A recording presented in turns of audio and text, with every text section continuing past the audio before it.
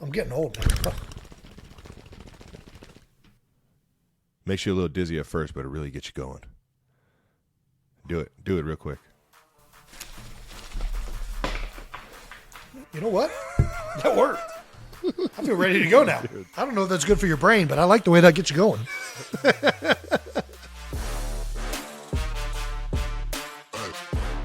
Welcome back to New Heights, ladies and gentlemen. A Jukes original show presented by Wave Sports and Entertainment. New Heights is a show now brought to you by our new sponsors, NerdWallet. Say what? You heard me. NerdWallet, baby. But more on them later. We are your hosts. I'm Travis Kelsey. This is my big brother, Jason Kelsey. Two cats from Cleveland Heights, Ohio, both Cincinnati Bearcats alumni. New Heights comes to you every single Wednesday, every single week with a new episode. Don't forget to subscribe on YouTube and wherever you get your podcasts, and follow the show on all social media platforms at New Heights Show with one S, baby. And visit homage.com/New Heights to check out our official merch. Jason, what we got coming up? We got a great episode, Trav. Yeah. We're going to get into the playoffs officially running through New Heights. And we're going to try and recap an insane week to close the season. We're also going to hand out some of our new awards, which we'll get to in a little bit. Not right now. But first, as always, you guys know it. New news. New news. Still the number one sports podcast in the world on Apple and Spotify. Also, Travis, you're starting to branch off and enter some other pod domains. What you talk about? We saw you this week on The Pivot. Ooh, The Pivot. What'd you think? How was it? They're awesome dudes, man. Fun conversation. Yeah. Obviously doing a very cool deed about telling stories, pivotal moments in people's lives. Yeah. That either make them or break them, and it took me all the way to the end of the show. Fred Taylor asked me a question. It took you to the end of the show to realize what the show was about, or what they were talking to you about? To put two and two together, like the show's name, why it's called, and why I'm here. Yes. Yeah. Fred Taylor asked me, was the moment in college the pivotal moment in my life? And I was in my head, I was like, The Pivot. Is this what this pun is? This is the pun. This is why we're here. Yeah. Because you want to know about that pivotal time. Yes, it actually is, Mr. Taylor. And it was the pivotal moment in my life to where I moved to tight end. That was the biggest thing. You know what I mean? Yeah. Not a quarterback. That was huge. Good foresight by who was the coach that made that decision, like, initially? Well, I mean, I was playing when I was doing the Wildcat stuff. I did put my hand in the dirt. Well, at the time, we were putting our hands on the hips when we were inline blocking. Talk about a weird stance. But, when I finally moved the entire position, that was Butch Jones. He told me he doesn't need a quarterback. He needs a tight end. He's got plenty of quarterbacks. So I was just like, well, any way I can get on the field, Coach. At this point, any way I can get back in the team. So shout out to Butch Jones. Thank you, Butch. Appreciate you, Butch. All righty. Let's get to the fan mentions. Shout out to the Pivot. Can't say shout out Pivot. Man. Ryan, Fred, and Channing. You guys are doing a great thing over there. It was a fun conversation. Yeah. All righty. Let's get to the fan mentions of the week. Another edition of parents teaching their kids how to say new news. New news. Awesome little submission here. We got very young kids starting them off right in life with some new news. This is like, I don't know how old that kid is, but that's like pretty much close to an infant, right? No, that's an infant for sure. New news.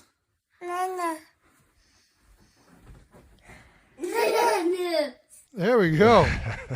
Little swivel chair. Yeah. That's what you like to see. You got to love it, man. You got to love it. Little did we know we were going to be influencing the infants out here. Yeah. Do you think new news was that child's first words? I thought that's why they posted it, because it was. Oh. No, I don't think that was it's an easy one to say. Explicitly stated. New. Well, that's what I'm saying. I think new is a, you got dada, mama, and now new. Love you guys teaching your kids, some new hip lingo. I think I speak for both of us, and we're still looking to sign that baby. We've been waiting to sign babies. Now that we're teaching babies how to say new news, I think we can officially get into the signing baby business. Just give me that magic marker. Don't give me that Sharpie. No Sharpie. We also got a big Yeti sighting in Vegas. Yeah, we did. Which I think is a very accurate assessment of your chest hair. Have you ever thought about shaving? Have you ever thought about shaving Big Yeti in the hair? Like it being, you could read it. Like what's that? 40-year-old virgin when they just wax Big Yeti into your chest hair. Dude, I think you got to do it. I'm not about the 40-year-old virgin. We gotta make this image happen. My eyes are. I'm tearing up. Already just tearing about up. It. I can't. Yeah. I cannot imagine. I think I did my back hair one time. You waxed your back hair. I waxed my back hair. Yeah, and I was bleeding. You were bleeding. I was bleeding. I put on a shirt, and somebody told me, "He's like, you have random red spots on your back." I'm like, was this a certified professional waxer, or was this some rinky-dink operation? I just got sensitive skin or something, man. I don't know. Yeah. Wow. All right. Stuff you don't know can happen with waxing. Well, he was bleeding in a 40-year-old virgin too. Was he? Mm-hmm. Oh, his nipples. Nipples were bleeding. That's right. Hey. Can't go waxing nature's thermostat there. That's not got to keep them babies sensitive. If you want to have any idea what temperature it is. New Heights road trip artwork. This is probably my favorite fan mention of the week. It's interesting. It's very detailed. It's got a very apocalyptic feel. I don't know what is going on that led us to this moment in this piece of artwork. There is, but I dig it. For some reason, we have major either dirt or eyeshadow all over. We just conquered the regular season. That's what it's doing, right? Yeah. We got the mummer's hat in the back. We got the beer in the back. We got an eagle flying with a Lombardi trophy. Lombardi in the back, too. We got two Lombardis up there. Confetti all over the place. This is a really nice piece of art. Well done. It's well done. It's giving me, for some reason, I'm getting major Escape from New York vibes. I don't know if it's because I kind of look like Snake from Escape from New York. Do you remember that movie? Nope. No? All right. Nope. This is way over my head. We'll move on. All right. Anyways, that was an awesome piece of artwork. For those listening, if you want to see this artwork, you can go and check out the show on YouTube. Obviously, everybody who's listening on podcast form just got nothing out of that entire segment. So I'm sorry to have wasted 5 to 10 minutes of your day, but take 5 more minutes and go check us out on YouTube. Yeah, gain some reference. There we point of view. All right, here we go. It's time for it's becoming my favorite segment. No dumb questions, just dumb people. The people. As always, we're gonna answer one of your not dumb questions, and this week's dumb question is brought to you by our friends at NerdWallet. If you want to make smarter decisions about your money, check out our friends at NerdWallet. If you want someone to answer your not dumb football questions, ask us. So let's get to the not dumb question. Provided by Brandon Smith at New Heights Show. What animal, if properly trained, would be most valuable on a football team, and what position would they play? Properly trained. Well, as a fan of animals and football, I'm a big fan of combining this right here and having this discussion.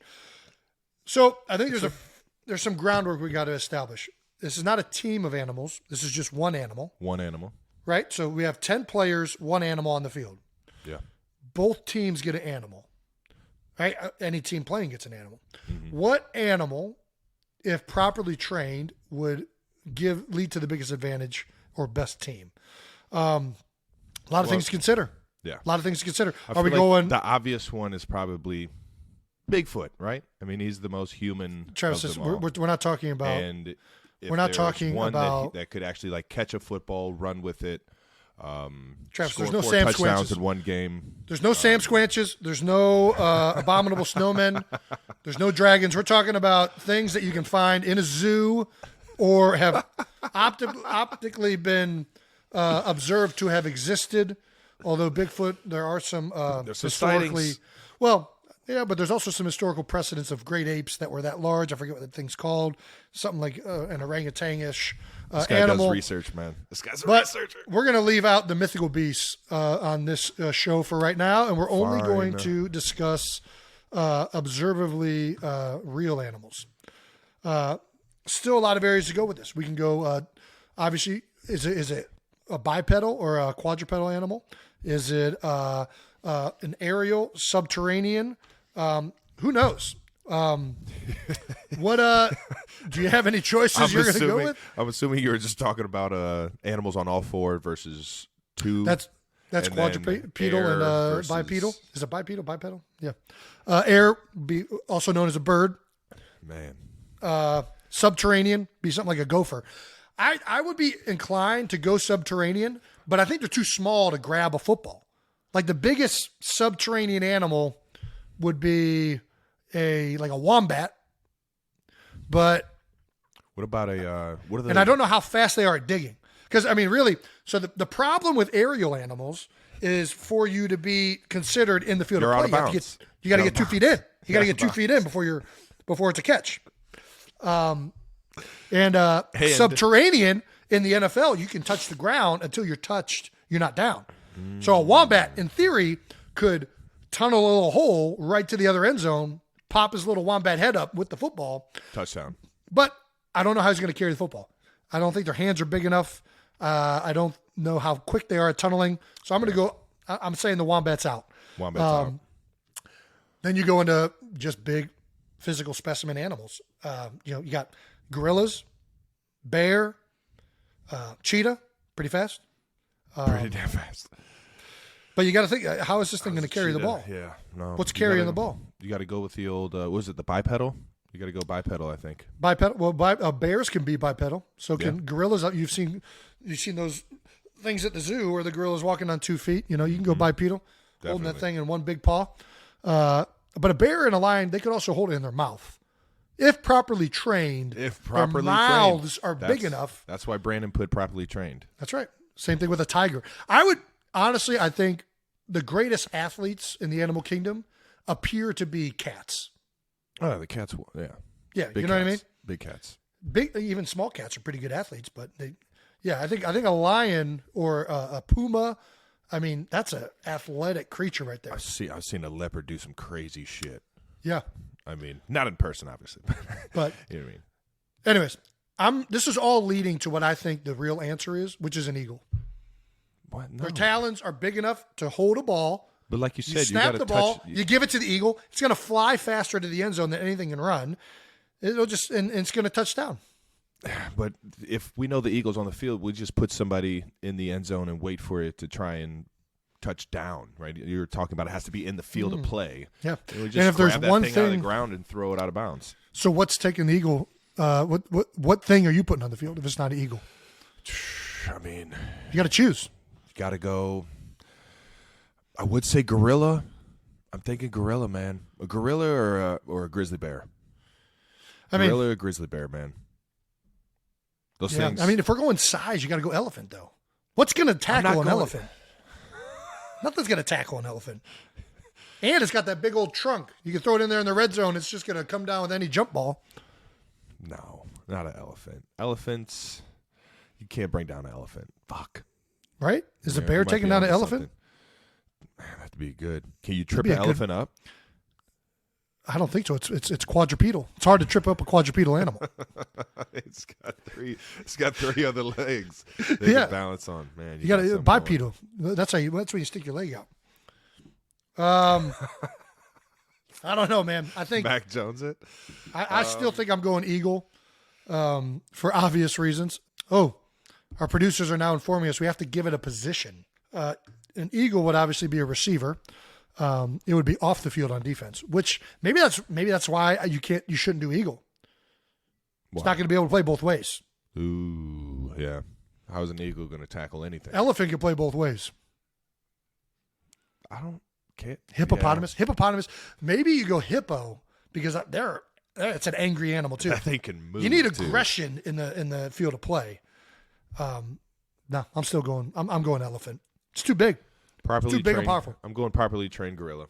And the other thing is you could actually properly train an elephant. Those things are smart. Smart. Yeah, I was about to say you got to take in what can you get it to actually do and perform. Like you can get. I think you can get a gorilla to catch a football and run with it. Well, we're assuming that I all of these animals are capable of learning. No, you can't. No, that's what it is. That. Well, that's what the question is. Assuming the properly trained animal. That means it's properly trained to play the position. It has to be able to be trained, though. Correct. Well, no. I think we're taking the mental aspect out. We're just talking about physical characteristics. I think that's the debate. You still have not chosen an animal. What animal are you choosing? The closest thing to a Yeti, a gorilla. A gorilla? Yes. I think it's a bad choice. They got short legs. They got short legs. You ever seen gorilla? They got short legs. Got long arms, but I'm not sold on the gorilla. They can be both quadro and bipedal. They're also lazy. Gorillas are lazy. They sit around a lot. They're not. But if they don't have good properly endurance. Train it, give a gorilla some pre-workout. Listen, you want to see a stiff arm? That elephant throwing that stiff arm trunk out there, that stiff trunk. That stiff trunk? That stiff trunk? How are you going to defend the stiff trunk? Oh, I just went somewhere else with that. Gosh, always going in the gutter. So, yeah, that does it for No Dumb Questions. Just two dumb people talking about it. No Dumb Questions is brought to you by our friends at NerdWallet. If you want to make smarter decisions about your money, check out our friends at NerdWallet. And if you want someone to answer your not dumb football questions, maybe about elephants playing football, just ask us. Yeah. All right. The other positive about an elephant, I just thought about, elephants always remember. They never forget. Good luck fooling that thing. They're also scared of mice. Maybe you should have picked a mouse then. That would have been probably the best way to counter that. And you can train mice. Yeah, I guess you can. Did we forget about Airbud? Airbud was a... Airbud, yeah. Was it? It was originally basketball, then they tried to make a football one. Let's be honest. Airbud competed really, really well against a bunch of 10 and 11-year-olds. Full-grown men, they're going to slap the shit out of Airbud shit, okay? There's no way a golden retriever is playing basketball with Kevin Durant out there. This guy's got a good point. Well, let's move on. And before we wrap up Week 18, we should talk about the playoffs. Officially running through new heights, baby. We did it. Number one seeds across the board, baby. Chiefs, Eagles. Double number ones. We are both clinched. Boy, did we back ourselves into that one. You want to talk about, that was, we made it tight. Somehow it happened. I'm not quite sure how it happened. Made it about as hard as you can make it. Football happened. It's a crazy game, man. Did you celebrate? Did you celebrate when you got the number one seed, or was just like, gosh, thank gosh? Hell yeah. You kidding me? Yeah, nice. We were happy. I didn't keep my hat. You guys got number one seed hats? Well, we got NFC conference championship hats. Yeah. It took us to the very last game. We've had a chance to clinch this for the last 2 weeks, and it took us all the way to the wire to get it against the Giants, who were resting. So, but we'll take it.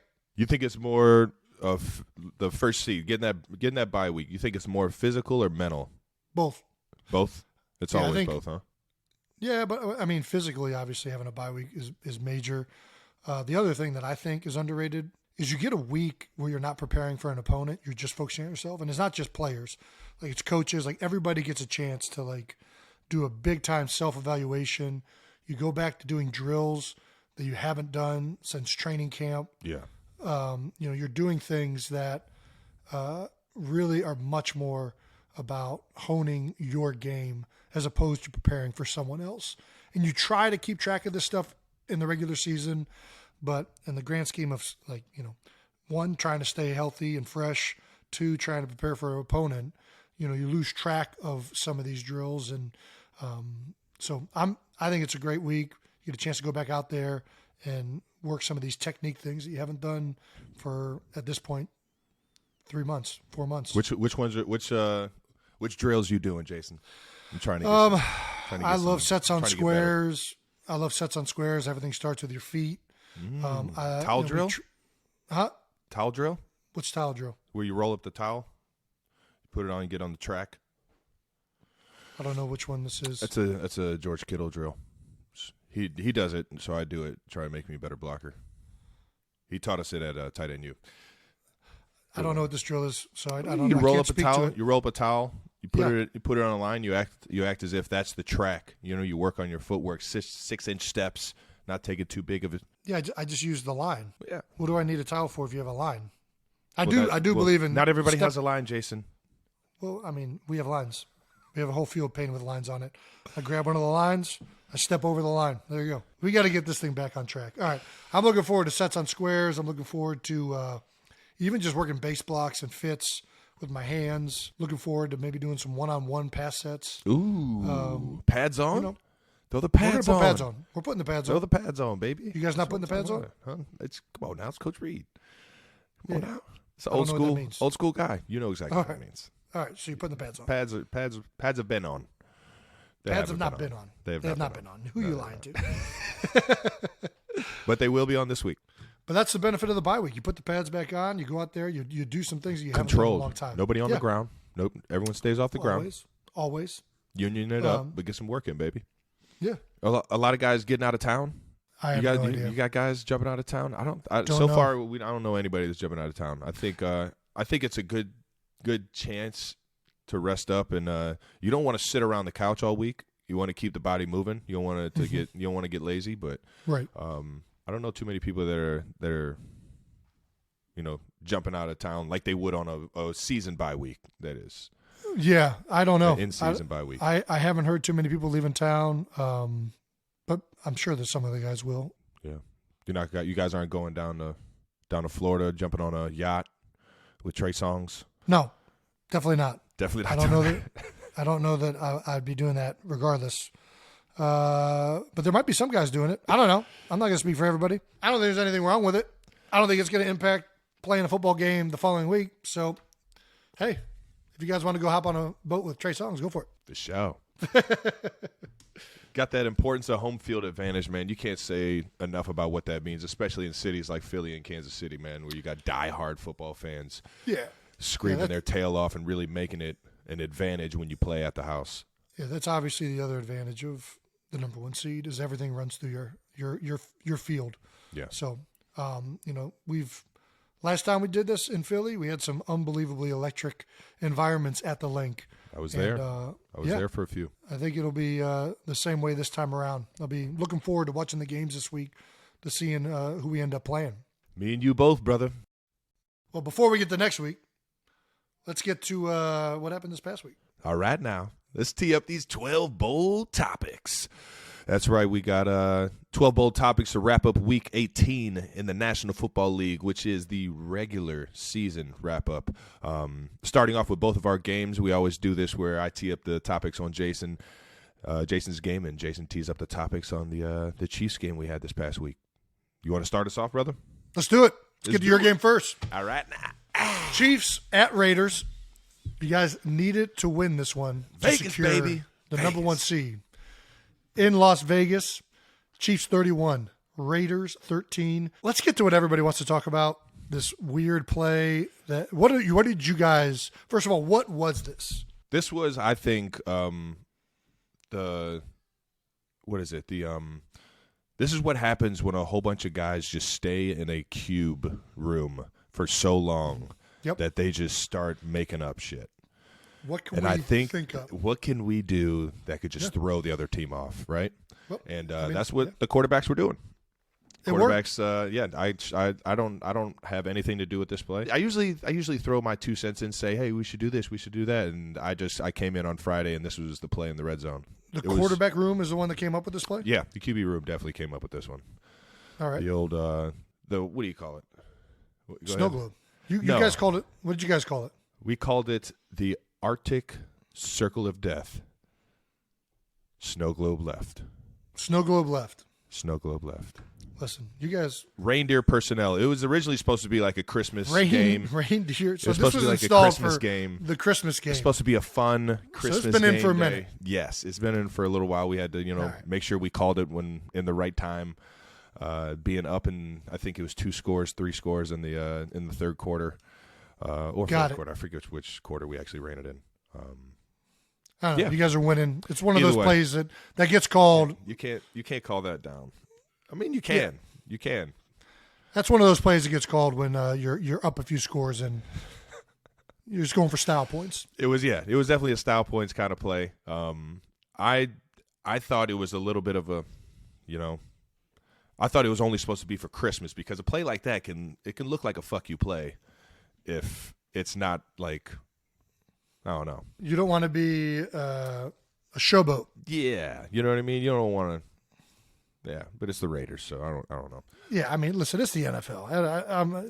It's all, I will say everything's live. That's the fun of it. That's the fun of being in a Coach Reid offense. That's the fun of going through a season like this. You start making up wacky stuff and finally put it into a game. It works. You know what I mean? When crazy stuff like that works, it's just a whole lot more fun in the building. There's always one or two of these kind of crazy plays in every week, and you usually don't run it. And you run it when you're winning. Like Not quite. You're like running when you're winning by quite a bit. And I don't care what you guys called it. Snow globe, Arctic death, that's all nonsense. That was Ring Around the Posey. I've seen Ring Around the Posey, and I've seen Ring Around the Tony now. Ring Around the Tony. Yeah. That's a classic childhood game right there. And I thought it was a genius way to try and create deception. And you want to talk about flanking. Listen, you're king flanking. The ultimate flank. That's a flanking play right there. You're right. Over here. Hey there. Over here. Yeah. Just lull them to sleep. Which it was a every touchdown, time. If not for, in my opinion, a really bad call on Creed Humphrey. The ref just had to ruin the fun, man. Yeah. The ref just had to ruin the fun, man. We're all just trying to have a good It was time so in Vegas. confusing, it confused the refs. That's how you know it's a good play. They can't do that. Not allowed. I don't know what just happened, but that's not allowed. 52. I saw him throw somebody on the ground. Not everyone loved it. Broncos offensive guard Quinn Miners, the Chiefs' little ring around the Rosie play versus the Raiders pissed me off. Okay. Why? I mean, because that's what I'm saying. It's kind of a fuck you play. It is, in a sense. But every play is a fuck you play. Yeah. What are we talking about? I guess he doesn't like it. He doesn't like it. Well, be better. I don't know. It just sounds like, he's a Broncos guy. Not surprising, a Broncos guy is feeling a certain way about the Chiefs season. And I like Quinn Miners. This is a guy who was pass blocking a tree, if you guys can find that production team. Oh, that's coming out. You remember this guy? He's over here upset about the ring around the Rosie? This guy's styling on a tree, and now all of a sudden ring around the Posey's bad? Not only is he doing that, he's recording it. Yeah. You're recording you blocking a tree? I loved it. I loved every second of it, and I loved the way this guy plays the game. I'm about to be in the backyard getting after it today. Yeah. Listen. Get some, maybe that's the bye week. Back to the basics, baby. Back to the basics, baby. Put these Timbs on. Two-hand punch. Tight. Pow! Tight. Right to the sternum. Were you at all dizzy when you guys were doing the No. I will Arctic Circle, DEFCON 5, whatever you guys ended up calling it, ring around the Rosie play? You know that moment that you get on a roller coaster and you're like going up the roller coaster real slow? And yes. Like it's clicking? building. Yes, Yeah. It's like building. Like we're really doing this. When I put my arms around the guys and we started going in a circle, I was just like, woo! We're doing it! Was anybody laughing in the middle of the play? There had to be people laughing in the middle of the play. We all were like, oh, wow, we're really going to run this. This is what we're doing. That's why I'm like, it's like, it felt like, you know what I mean? Like, oh my gosh, this is happening. This is Was it really kind of like that we're point doing this. where you guys like reach up? It was like, when KT, when the Joker caught it, and I saw him like break that first, like, I don't even want to say it was a tackle, but broke through one of the tackles.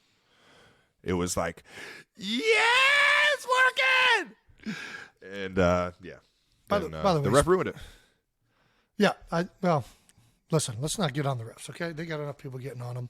No. I could see I could see getting scored the confused on next that play. too. Exactly. All righty. Decade of Andy Reid in Kansas City. What a legend, man. He's been there for 10 years now, which is crazy to think about because he was he was in Philadelphia when I first got in the league. He's the one who drafted me. So made the playoffs 9 times, won the Division 7. Yeah, you've been with him the entire time. He was you were part of his first draft in Kansas City. Yes, I was. Have you noticed anything change or evolve in the 10 years you've been with him? Not really. I feel like he's been pretty steady.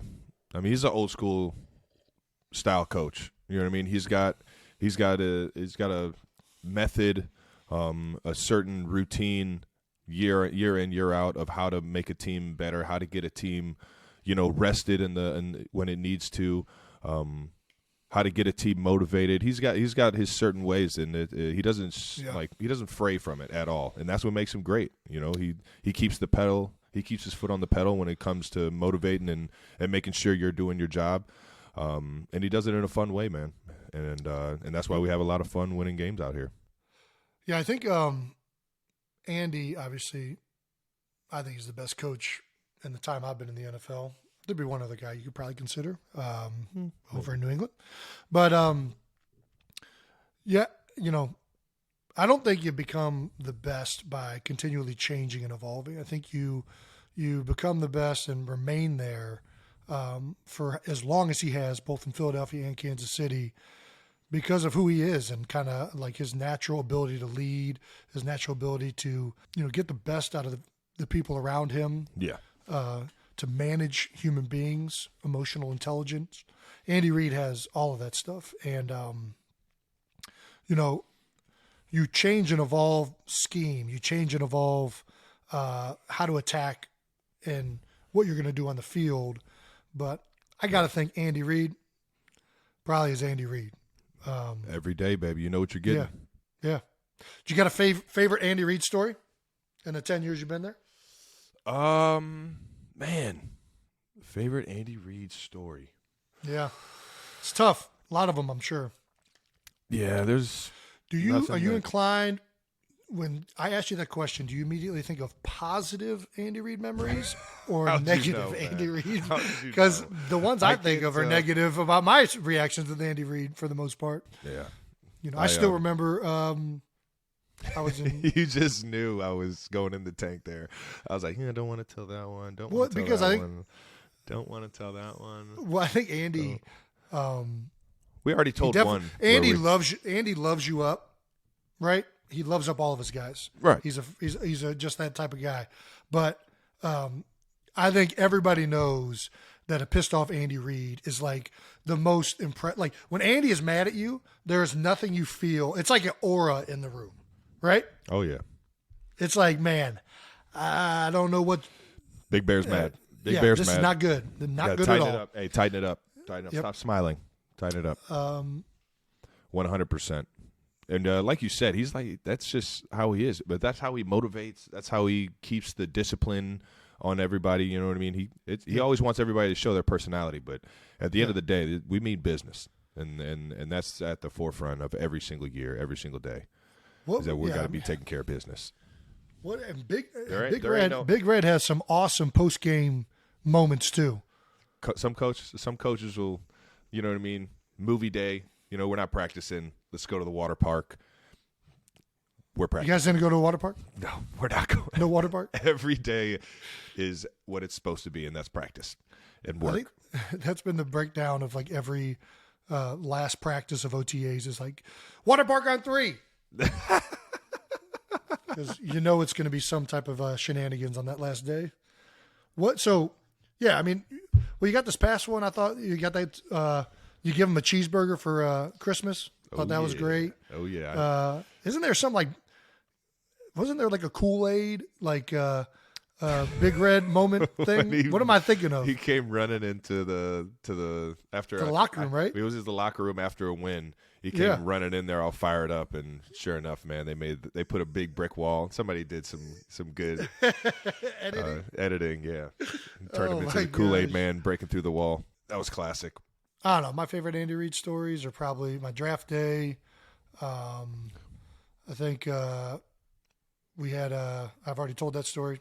I got a pretty good one that happened just a couple of days ago. There you go. I was feeling it after last game, and we had a short week this past week. So I think who was it that we played? It was the Broncos. So we played the Broncos, got banged up, took a few big hits, and I'm trying to go to work on a Tuesday, and we have walkthrough and stuff. So I'm walking around out there in some like lawn mowers, like some shoes that I've had in the closet or in my locker since like 2015, and I got this long sleeve on. I probably hadn't had a haircut in like 2 weeks, and I'm moving 10 times slower than everybody else. And Coach Reid, we're watching the film afterwards, and we're just watching walkthrough. He pauses, circles me with the laser, and says, "This is what 7-on-7 at the retirement home looks like." And I didn't say shit. Yeah. I'm just the oldest one in the room, moving the slowest. Yep. Just like, it's a good one, Big Red. Got note taken. All right. Try to pick that up next time. He's got little sayings like that, man, that make it fun. It's hard to. That's one of the reasons it's hard to do a favorite Andy Reid story, because like it's all of the best stories are only good because it's Andy Reid, and his like personality and who he is makes all of these moments memorable and impactful. We need to talk about a quote from you. Everybody's always asking how the heck I get open. Mm-hmm. I'm like, well, I got Coach Reid, baby. Big Red. When you got Coach Reid, he can get anybody open. He can get my dad open if he was out there. Big Ed. That might be the one person he won't be able to get open. Let's be honest. Big Ed ain't getting open anywhere. He ain't got no knees, man. No, the knees don't work. He's got new knees. He's got new knees? He's got new knees. New knees! I will say this. We were talking about he doesn't really change, but you talked about how scheme always has to change, always has to keep evolving. I mentioned it before, how he's changed the tight end position for a guy like me. What the tight end looks like in this offense is way different than what it was when I first got into the league, especially here in Kansas City with Alex Smith and then Pat. Having Tyreek out there changed a lot of what we were doing and the type of routes that I could run. But Coach Reid nonstop evolved this tight end position for me, and I can't say how much I love him for that. Coach Heck, Andy Heck, our offensive line coach, run game guy, also helped transition me into that role, seeing how much the RPOs have changed the tight end position in the offense in general. And with that, it's just like the evolution and Coach Reid being the creative genius behind it all. A lot of people don't understand. Coach Reid was a tight end coach in Green Bay. Like, he understands the position. Yeah. He was an O-line coach at other spots in college. Coach, yeah. So he gets the grand scheme of things for sure, and he understands the type of mismatches a tight end can have. So I owe a lot of my career, if not all my career, to that big guy. So cheers to 10 more. Yeah. Sum up this season in one word for the Kansas City Chiefs so far. I don't have a very big vocabulary. This is going to be tough. Doesn't have to be a big word. But it has to be meaningful. You know what I mean? I don't know meanings. I would say one word: as planned. 2 words, but maybe you could say it's hyphenated. Hyphenated. If somebody with a bigger vocabulary can give me one word that describes as planned. As planned. Help me out here. Foreseeable. There we go. Foreseeable. Saw it coming. Knew it. Alrighty. Had it coming. If you would have asked me before the season, would we win the division? Yes. Would we get the number 1 seed? Yes. Well, not everybody was on board with that. We'll get to that in a little bit, but you had a lot of people that didn't know if the Chiefs were going to be able to be the same team of old. Listen, there's a lot of dumb questions. There's a lot of dumb. And people. A lot of dumb. All right. Let's. I think that sums up that section pretty good. All right now. Moving on to the Eagles over the Giants. Eagles 22, Giants 16. Jalen's back. Back, baby. The system is back. After missing 2 games, 2 tough games for the Eagles going into the last one. Got to win to get the number 1 seed. You guys go handle business, baby. It was at the Link, wasn't it? It was at the Link. At the Link. Not a bad gig. Not a bad gig. At the Link against the Giants. What was the prep like this week for Jalen? Was he out there? Was he practicing every single week, or I don't want to get into it, or every single day, or he was. That's what's up, man. He was out there every day. Obviously, still a little banged up and not 100% healthy. So the full system was a little bit different, but man, he's been itching to get back out on the field, and you can see it on his face. He's a guy that always wants to be out there.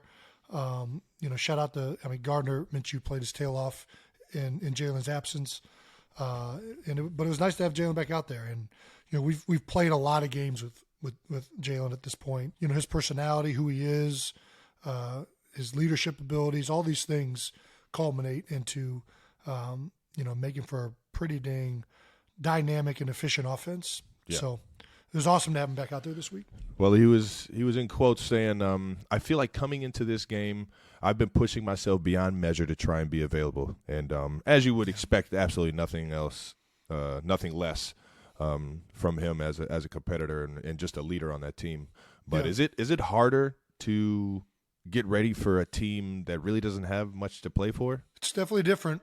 Yeah. Yeah, I think when you're playing a team that already is clinched and you don't know if they're resting, who's playing, it just leads to more unknowns that are going to happen on game day. You don't know what personnel is going to be out there. The coordinators are likely not going to stick to the script that they're usually sticking to with the starters out there. I thought, it's one of those things where you got to be ready for anything. And, a few more curveballs. Yeah. Yeah. And, you're waiting up until game day to find out who's playing. So obviously Giants elected to rest a lot of guys. But man, Wink was dialing it up. Their defensive coordinator wasn't holding back. Their coaches obviously are a big reason that they've been so successful. I think it certainly wasn't easy. That's for dang sure. You always got to be ready for those special teams fakes, man. Those games. Yeah, they did a surprise onside for the second half. Get it? Did they get it? They did not. They missed it. But it's unfortunate. You're right. Yeah, you always got to be ready for that stuff. Eagles offensive records. It might be the best Eagles offensive season of all time. If you're looking at these numbers. Statistically, I think, even better than the Dream Team. Yeah, I think it's in some ways like all these numbers from here on out are a little bit different because you have another game. 17, yeah.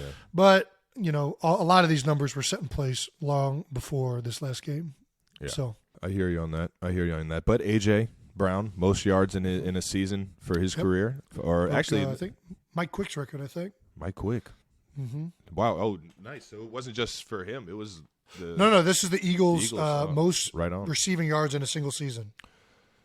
And then obviously Miles Sanders' first 1,000-yard season since Shady. Devontae Smith, most receptions in a season, 95. I thought that was going to be a little higher. I think that is a wide receiver. I think Ertz holds the record for most receptions, but maybe I'm wrong. Definitely broke the record. He broke the tight end record for, I think he had like 113. So it's definitely receivers for sure. Gotcha. Jalen Hurts, most rushing TDs by an Eagles QB in the season, franchise record, in yards as well for a QB. And then the franchise points. Yeah, the points, baby. Points. Hey. Most points, 477 points. That's wild, man. That's a lot of touchdowns. Yeah, we did a good job of finding the end zone this year. We had a dynamic group of guys. I mean, we ended last season with a lot of momentum. I think one of the stats that people have put up is, Jalen Hurts since week 10 of last year is 19-1 or something like that. It's, and that might have been before this last game, but we ended last season well. We obviously adding A.J. Brown. You're curious to how that's going to fit in, but pretty darn good player. So you think it's going to make a big difference. And Devontae Smith being a year older, the coaches being another year with the same group of guys, Jalen being the same year with the coaches. The system. Got a great offensive line. We've got a lot of really, really good pieces, and it's been a really fun year for our offense. Well, we're still waiting on that Jason Kelce touchdown, man. I mean, come on, Coach. We got to dial it up. If we're dialing up the Arctic Circle of Death, snow globe left out of reindeer personnel, we can figure out something for Jason Kelce. I think Jason Kelce's good on. As long as I'm blocking for a touchdown, I'm happy. I don't need to be catching any balls. That's a lot of added pressure right there. All right now. So what sums it? We got to do it for your team as well, man. What Sure. sums up the season in one word for the 2022 Philadelphia Eagles? I would say unfinished. Damn, that's good, man. Yeah, I think we're very happy with where we're at this year, and we're happy that we're the number 1 seed. But that ain't the goal. Winning the regular season is great. It's a hard accomplishment or winning the regular season for the NFC. But I think that all of us would like to make this season a lot more meaningful than that. And it's not done, and we're trying to keep our focus on what's next. Job not finished, man. Let's move on to the players' insights on the NFL storylines, baby. Bills kickoff return, dog. Electric. What an emotional day, emotional game. The everything leading up to it that the broadcast did. When you have these crazy people that say the NFL is scripted, stuff like this happens, and you're like, the NFL might be scripted. Man, I was so emotional that I got chills and I almost got teary-eyed. That was an electric play for it to happen like it did. How the beginning of the game was built up all around DeMar and his family, and just being thankful that he's all right. And then you see, what is it, Nyheim Hines? Nyheim Hines, yep. Nyheim Hines. Nyheim Hines. He had 2 of them too. It wasn't just that first one. The second one was electric too, but that first one, man. Yeah, that first one was it though. Yeah, it was coming right off of a canceled game, obviously with the DeMar Hamlin injury, which thankfully we've gotten a lot of great news on that front. But man, this was we were getting ready to play our game, and I went into the training room to catch the only TV that's in there. And see what's going on across the league. And I knew this game was starting. I was interested to see what was going to happen. You could see the emotion. You could feel the emotion leading up to it. You could feel it. And then man. the moment that thing happened, it was, you couldn't help but be just happy for jubilated. It was just a sense of euphoria across, I think, the entire NFL community when that happened, if you were watching it. And to see the look on, Coach Sean McDermott's face, to see a look on Josh Allen. All these guys were so just happy. It was like a weight had been lifted to signal that hey, we're back to doing what we love. We're back out here doing this for DeMar, and we're back out here playing football. You could not have come up with a better way to get back to playing football for the Buffalo Bills. Awesome moment. Awesome moment, man. Did this week feel different for you? No, I'm not going to lie. It did not. I approached it as a normal work week.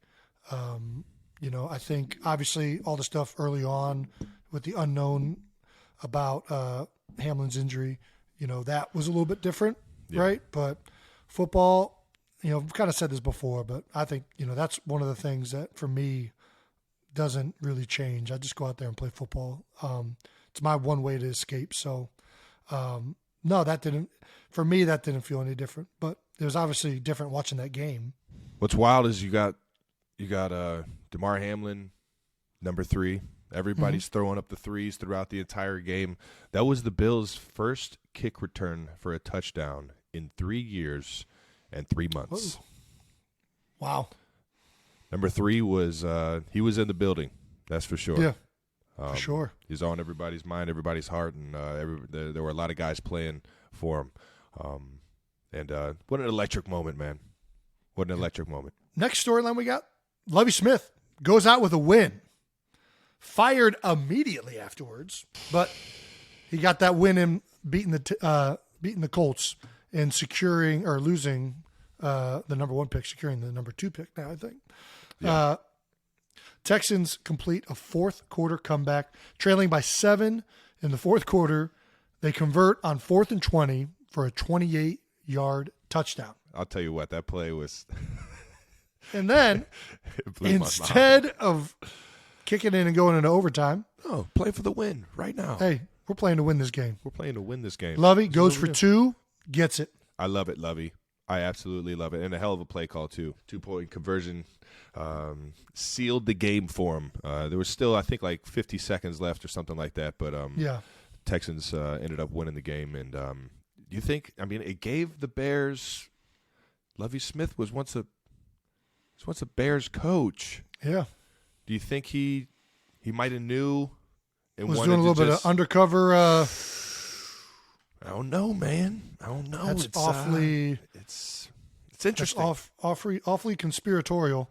I think it is. I mean, it is crazy. The Texans lose obviously the first and 32nd picks, but I don't know. For me, I'm always a fan of playing to win the game.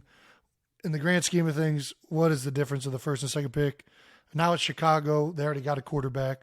You got to think the Texans are going to probably eye down one of these quarterbacks. Although I don't want to speculate on where they're going to go. It's important to win in this league. I know a lot gets said about tanking, and I just don't think there are that many instances that it makes sense to lose on purpose in the NFL. I can't get on board with it. That's for damn sure. And I don't think it's ever the players. We were talking about that earlier. Yeah. I think that this is usually players always play to win. I can't really think of unless you got some player that's in with Vegas or something like that. I think every team I've ever been on, the players are always playing as hard as they can. And for the most part, I think the coaches coach as hard as they can. I think that this is maybe something upstairs, but I just don't think it makes that much sense. Unless you have like a quarterback that you think is going to be the next, Pat Mahomes, Tom Brady, Jalen Hurts. Unless you got a guy at number one that you believe that much in, no one player is going to make that big of a difference as your team trying to lose a game collectively. I just don't. It's different than basketball. It's different than other sports, and even in basketball, I've seen it not pan out well. Once you start losing games on purpose and devaluing each and every game, I think that's a dangerous road to go down in the locker room. That's a bad culture, man. So I don't think. Hopefully, that's not what was happening, but. No, well, it certainly wasn't. They won the game. Yeah, good point. Now, maybe some things happen upstairs and they do some things to try and maybe not put guys in the best position, things like that. Yeah, that's where I'm at with the whole tanking thing. And I love that Lovie Smith went out there to win. You play to win the game. You play football to win the game. Who are you quoting right now? I don't know. I think I've heard that before. Well, alrighty. Moving on to Lions Seahawks, man. The Lions Packers. The Lions saved the Seahawks season. They beat the Packers in Lambeau to end the Packers season. Another in a meaningless game. Meaningless. They're all meaningful. Come on. Listen. Meaningless game. Especially when you're playing for Dan Campbell, baby. Yeah. You when you're biting kneecaps, nothing is meaningless. Everything has meaning when you're biting kneecaps. Every single step, baby. Yeah. Knocked Green Bay out of the playoffs, man. Lions safety Kirby Joseph after the game tweeted, if we're not playing, y'all not playing either. I don't care. Yeah. What a quote, man. Yeah. If we're not playing, y'all ain't either, man. That's how you know. Doesn't surprise me. That game had some meaning. That game had some meaning. You want to talk about a team. First of all, the Lions have been playing really, really good football the second half of this season. Almost snuck into the playoffs themselves. Missed out on it by one game, I think, last week. I think, Dan Campbell has put certainly an atmosphere in that building and in Detroit of hard work, toughness, grit, and desire. I mean, those guys play hard each and every game. They run the ball hard. Obviously, oh my gosh, what's his name? Broke Barry Sanders' record this past week. Jamal Williams. Thank you, Jamal Williams. They got the right leaders too. Like a guy like Jamal pours his heart out there, man. So does not surprise me at all that these guys went out there and played a dang good game and knocked the Packers out. If you're the Packers, man, that hurts, man. That hurts big time. And they were another team that was great second half. Yeah, they're playing their best ball this part of the year. I think both of these teams would have been incredibly dangerous in the NFC playoffs because they both were playing their best ball right now. And, you knew this game was going to be meaningful and a tough one for either one of them. Is this Rodgers' last game, you think? No. Well, last game in Green Bay. They just extended him. I don't think he leaves Green Bay. I think he stays in Green Bay. I feel like every season though is a big question on whether or not Aaron Rodgers is going to keep playing football. Well, that's what happens when you get old. Keep playing with Green Bay. Listen, when you get old, people want to know, hey, are you still going to be willing to potentially hurt yourself for money that you largely don't need anymore? Everybody loves to play the game of, oh, if he was on a different team. Yeah. I mean, that's like their favorite game to play in the offseason. This is like the last 2 years with the San Fran. Last offseason, Green Bay started off bad. Everybody's like, "Oh, Rodgers is done." He ends up winning the MVP. This year, everybody's like, "Hey, Aaron Rodgers ain't got it anymore." They end up being one game away from making the playoffs and an incredible second half of the season. So, I don't know when Rodgers is going to hang it up, but it's going to be on his terms. This guy's, obviously one of the best to ever do it. Yeah. And he's I don't really know where I'm going with it. Who knows if it's his last game, but he still got it. I know that. He definitely still got it. All right. College coaches in the NFL. Kingsbury. Let's talk about it. Kingsbury fired in Arizona. With Kingsbury and Matt Rule out, there is obviously no more college coaches that are head coaches in the NFL. Why do we not see more college head coaches make it in the NFL, at least successfully? I think because the money's better in college. The money's better in college? Is that true? I mean, you look at all the top dogs in college, and they are making like Big north of $10. 10 a year, I think. Yeah. I don't even know if there's an NFL coach making that much. Well, John Gruden famously was making over $10 million a year when he signed that 10-year, $100 million contract or whatever it was before he got fired. But he was making 10 a year. I think there's head coaches making 10 a year. It's not the norm, which it does seem like these big time college coaches are all making something like that now. Yeah. Either way, though, I don't necessarily know if whenever this debate comes up a lot, can college coaches make it in the NFL? Can NFL, it's just a different world, man. It's a different world. You have to have I feel like a different way of challenging kids versus challenging grown men. The discipline aspect is way different. The structure and routine is way different. Like I didn't have a lot say in what my day looked like in the off season. Like every single time I woke up in college, I had a routine waiting for me and a set schedule waiting for me. It's different in the NFL. So you don't get that same every single day with the players that I think you do in college, or at least it's more of a business relationship. Where college, a lot of the great coaches out there are very family oriented. Their family is ingrained in the city and in the school and in the families of the players. I just think it's a different world, man. And to compare it, I think is unfair. Yeah, I mean that's certainly part of it. In college, right away you're given respect through the recruits that commit to you. Right in the NFL, you have to go in there and earn the players. Not just respect, but not devotion, but willingness to play for you, and willingness to give everything they have for you. And that's a hard thing to navigate. But, I think, listen, I've seen college coaches coach well. There's a lot of coaches that have coached in college and the NFL. Like, is Pete Carroll a college coach or an NFL coach? He's had success at both levels. Both, yeah. He coached in college, then the NFL, then back in college, then in the NFL. So I think it really comes down to, the best coaches that can sustain being a great head coach tend to be the best leaders, tend to be the best managers of people, motivators.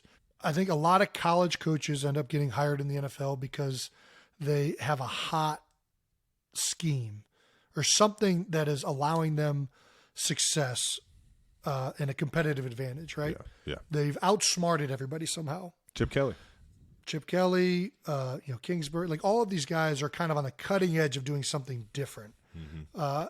And that's great. But time will tell if that is sustainable and whether whether you can continually innovate that and push that forward. Yeah. Because the fact of the matter is that you're not going to have those same players ever again. And your scheme has to be around the guys that you have in that building. Yeah. Well, not just that, but eventually it's going to get caught up with. Eventually, you're not going to have that crutch of being the smartest person in the room. Yeah. Nobody has that. I mean, I guess, Bill Belichick is a hell of a schemer, but so is Andy Reid. But, you still need to have that ability. But, man, I really think that, the best head coaches tend to be the best managers. They hire good people. They evaluate talent really well. They're tireless workers. They're driven human beings. You can find that in the college ranks. So I don't necessarily believe that you can't hire a good coach from college and he'll be a great NFL head coach. I certainly think that could happen. I just think most of the time the guys that are hired end up being these like highly successful, innovative coaches that once that crutch of innovation kind of fades away, they're left with, okay, now how good are you at all these other things that allow the best coaches to sustain it, right? The Pete Carrolls, the Andy Reids, the Bill Belichick's, the Bill Parcells, like all of these guys that have sustained it for decades. Those are the things that make those guys unique, not the fact that they invented some unique defense or offense or anything like that. I'm right there with you, brother. All righty. New Heights Awards. Let's get to it. Let's get to it, baby. The season has finally ended, and, obviously we like to give out some awards here and there from time to time. All right now. So we are officially launching our end of the season awards, the Newsies. The Newsies. We're going to, neither one of us has a game to prepare for, so we needed something to talk about at the end of the show because we can't look forward to our games next week. Don't know where we're putting. So, we decided to create an award. Hey. And kind of recap the season. So, this year, the New Heights Awards, the Newsies, are going to be from our favorite moments of the year.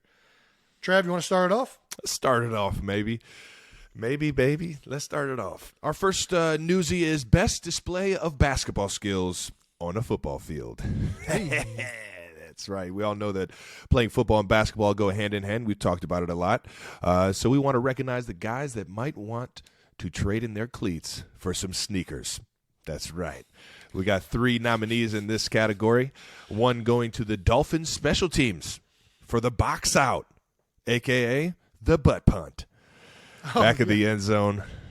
We all know that was some great box out. That was a good box out. It was a good box out, baby. The guy was getting to the boards. We also have Mac Jones taking a charge. Got his feet planted outside the restricting zone. Refs didn't call it, though. Refs didn't call it. They let Chandler Jones walk right into the end zone after that. And then you got my favorite, baby, Air Mahomes. Woo-hoo! My dog going up top, sacrificing the body like MJ would. He always gets those MJ comparisons, baby. Now we just got to get that, that one picture of him lifted in the air. Yeah, I mean, the Air Mahomes was very Jordan-esque in its pose. Who gets the best display of basketball skills on a football field, Newsy, though? I mean, let's be honest. None of them are very good because we've established this. NFL players aren't going to make good NBA players. We have not established this.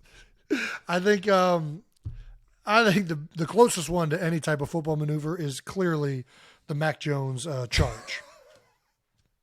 It was textbook charge technique. It was. Feet were planted, arms were extended.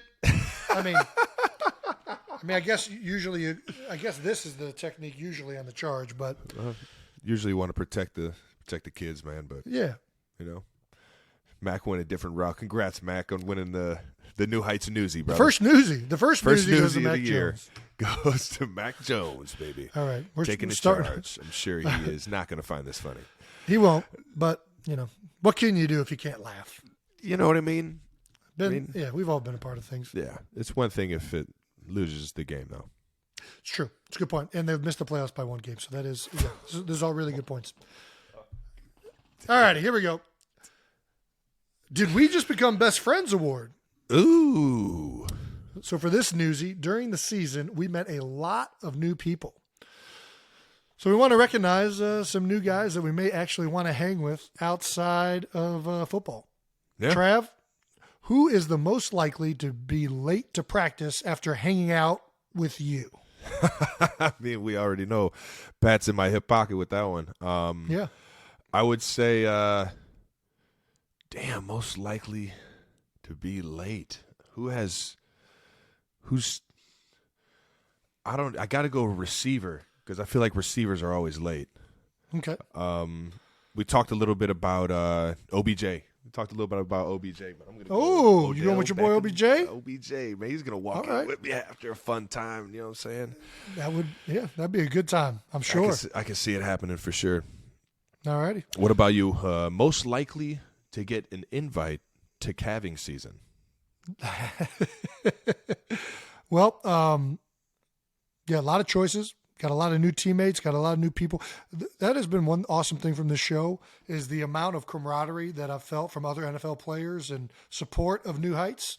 And one of the guys who has been out on the Twitterverse and who I would love to take to calving season, I got to go J.J. Watt.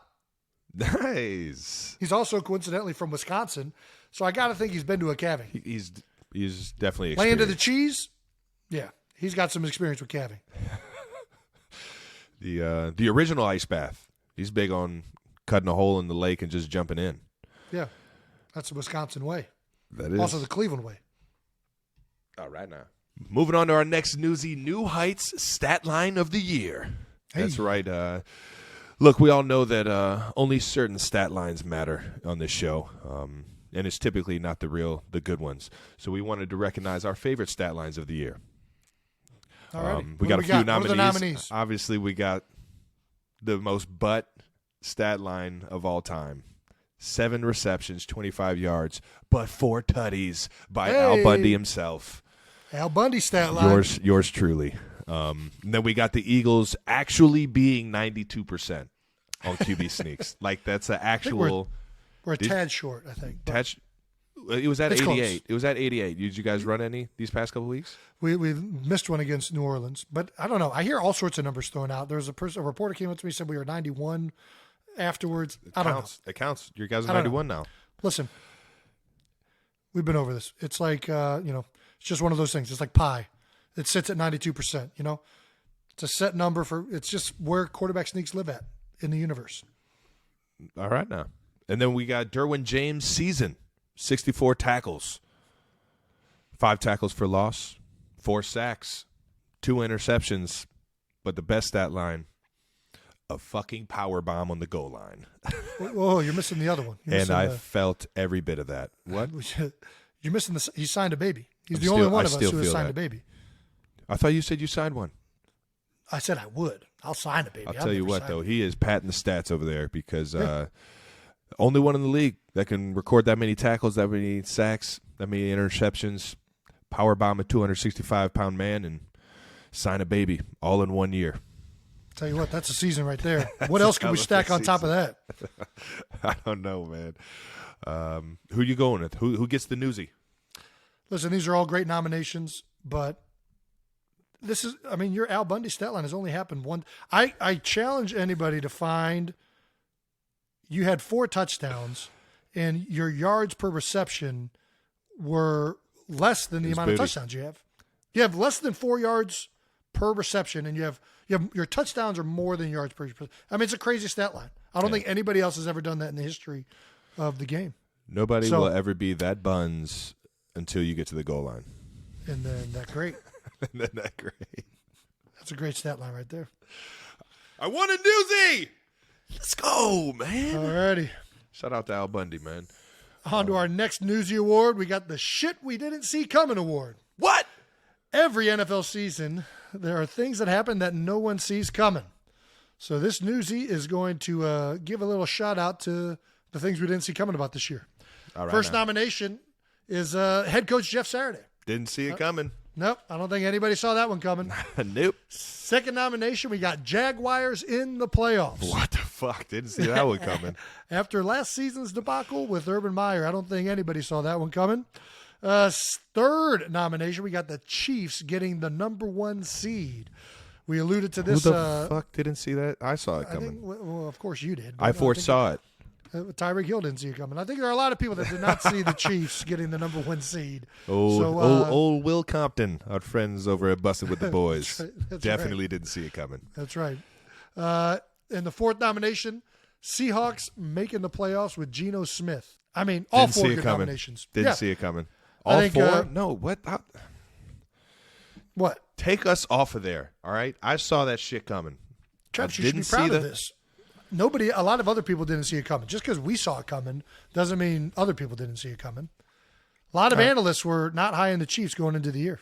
Well, we all got to talk about something. That's true. Hot take. Hot take. I mean, there's only one right answer to this. The shit we didn't see coming award. Which one? Jaguars. I mean, we did not see that shit coming at all. I got to agree. I think what Doug has done there in his first year is pretty remarkable, especially with where that team was at and kind of the mockery it could kind of become last year with all the shenanigans. You want to talk about a complete 180, man. Yeah. I mean, these guys play hard. They play for each other. And now they're in the playoffs 1 year after finishing 3-14. Yeah. And they're playing good football right now. They could do some dangerous things in that AFC. Yeah. Started 3-6. They've won on a 6-game winning streak. They're in the playoffs. How about that, man? Dougie P. Obviously, we love Dougie P. You can't throw it all on him, but that culture change is definitely a lot to do with what's going on in there. Yeah, I mean, if there's one coach that can heal a group of guys and get people to fight for each other, my man Dougie P's got it done. Way to go, coach. And also, the other reason we're choosing I just want to make that Jaguars coach's jersey swap with his coat. I want to make that coat a little bit more valuable. So the Newsie goes to the Jaguars, hence Doug Peterson. You think getting him a Newsie is going to fucking make it more valuable? I mean, it might. It might. I don't know. It might. It makes it more valuable to me. That's all that matters. All right now. All right, last award, we got the Not Playing Dress Up Award. I think this is obviously an allude to who had the best pregame outfit, game day fit. That might be. We got a few nominations. We got the first nomination, Brian Robinson's big hat. The big hat. I mean, that ended up being that was a great day. The league ran with fit. that one. The league ran with that one. And now a lot of people have one. It's become a thing. Big hats have become a thing. He is a fashionista for that one. He's a trendsetter. Yeah, Brian Robinson's friend who owns the big hat company has got I hope he's getting royalties from that thing. That has turned it into something that was nothing is now all of a sudden something, all because of Brian Robinson. Second nomination, we got Jason's 51st dates. Jason being you. Yeah, I have a little bit of upset that this is up there because that was clearly a dress as, not a dress up. But we can include it. Travis, you're up here obviously for every single week. You having a new game day outfit. It appears if there was a dress up poster everyday child, outfit. If there was a dress up poster child for the NFL, it would be Travis. It would be a picture of Travis Kelce right there, and one of his any outfits he wears every week. And then the last nomination, Jason, every day. It's not just a game day. It's an everyday outfit. You are pretty styled up every day. All right now. Last nomination we got is the Lane Johnson dress, which I think is another dress as, but we'll include it in the dress up award when he dressed up as me for Halloween. I mean, that wins. Yeah, that was the best. That was the best one. Congrats, Lane. I got to agree. I think that was clearly the best outfit of the season. It's still my Twitter profile pic. I loved it so much. Nothing brought me greater joy than watching my good friend walk in impeccable style, mimicking me. Impeccable. The moxie he wore with it he carried with it was phenomenal. Way to go. Well, Lane, congrats on the New Heights Newsie, brother. This last award is not a Newsie, but we're going to talk about the last award on the season, the MVP award. The MVP. We're not going to obviously decide who wins this award. It's not a Newsie, but we are going to discuss it because we've each been around two of the biggest candidates for it. We've been fortunate to be playing with two MVPs, man. Yeah. These guys have been playing their tails off. Our good friends, guests of the show, ironically. Yeah, our first two guests. Jalen Hurts and Pat Mahomes, baby. Yeah. Maybe more people should come on the show. Come on the show, all of a sudden, MVP, potentiality realized. You got to speak it into existence, baby. Well, I'll start by stating the case for Jalen Hurts. Let's hear it. By listing a lot of numbers and things that really don't speak to what makes him a special player, he set a franchise record for most total offensive yards by a quarterback in a single season at 4,461. Had 2,000-yard receivers. Set a new team record of 14 wins. Franchise record, that is. A franchise record of offensive points with 477. Leads the NFL in quarterback win percentage. 3,701 yards passing with 747 yards rushing. Damn. 22 passing touchdowns and 13 rushing touchdowns. Damn. And then outside of Jalen being the dominant player on the field, he was also dominant in his New Heights highlights. He was the first ever to be a guest on New Heights. Dropped his exclusive draft day story with obviously the Steelers and not really thinking he was going to even be in Philadelphia. Was part of revealing an amazing Cedric the Entertainer story. And he was the only one that we've interviewed that really took over and started to ask the questions. Yeah, it was his show there for a while. Yeah. He was like, enough of you guys. Who do you guys think's the GOAT all time of anything? Listen, these questions are cool and all, but let's get down to some real talk. Jordan or Ali? Okay. But, I mean, that's how obsessed this guy is with greatness and obsessed he is with winning. I think he's a incredibly driven individual who can't help but think on terms like that and is disinterested with New Heights hooligans asking him questions. All these numbers are outstanding. Jalen Hurts had an amazing year. It still doesn't speak to why he's a special player and why he's the MVP in my book and our teams. He's just a great person. He's a great leader. He's got a great demeanor. The bottom line is guys play better around him. And he's had that his entire career. And I think that's one of the things that makes him such a unique and dominant player besides being a physical specimen. So, obviously leading us to the number one seed in the NFC. A lot of people go into that.